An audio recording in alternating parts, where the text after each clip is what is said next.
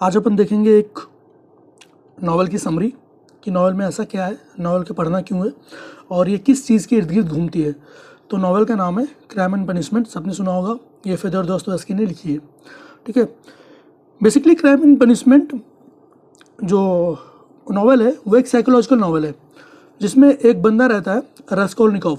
ठीक है, वो एक गरीब स्टूडेंट रहता है और उसी की कहानी है इसमें।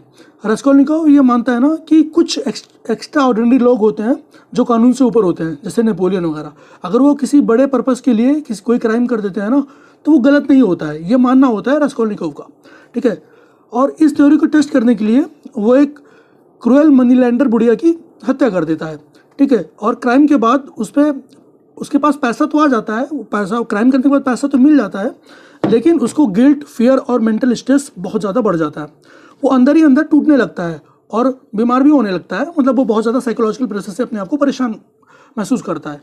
ठीक है, कहानी में एक दूसरा जो कैरेक्टर है वो एक लड़की रहती है जिसका नाम सोनिया रहता है। वो एक सिंपल और धार्मिक लड़की रहती है। वो रास्कोल्निकोव से मिलती है और उसको समझाती है, रास्कोल्निकोव को सच का सामना करने के लिए और अपने पाप को एक्सेप्ट करने के लिए इंस्पायर करती है। आखिर में रास्कोल्निकोव अपने जुर्म को मान लेता है। उसके बहुत समझाने के बाद वो अपने जुर्म को मान लेता है और जो पनिशमेंट, जो वर्ड जो है पनिशमेंट, वही सज़ा का रूप जो उसको मिल जाती है, पनिशमेंट मिल जाती है। ठीक है, तो यही इसमें बताया गया है कि क्राइम और पनिशमेंट, ये जो वर्ड है वो है कि वो रास्कोल्निकोव क्राइम करता है, बाद में वो लड़की समझाती है, फिर वो पनिशमेंट एक्सेप्ट कर लेता है। ठीक है, जो मेन मैसेज है ना वो इस नावल का, वो नावल ये बताता है कि क्राइम सिर्फ कानूनी नहीं है बल्कि आत्मा की भी, मतलब आपकी आत्मा भी उस गिल्ट में आती है, सज़ा देती है। इंसान अपनी गिल्ट से बच नहीं सकता है और ट्रू रिडेम्पशन, कन्फेशन, सफरिंग और मोरल अवेकनिंग से ही मिलता है, जो उसकी आत्मा को संतुष्टि मिलती है। तो ये काफ़ी अच्छी है। इसकी एक लाइन है ठीक ठाक, मैं आपको बताता हूँ। वैसे भी आप जब नावल पढ़ोगे तो नावल आपको बहुत सही लगेगी।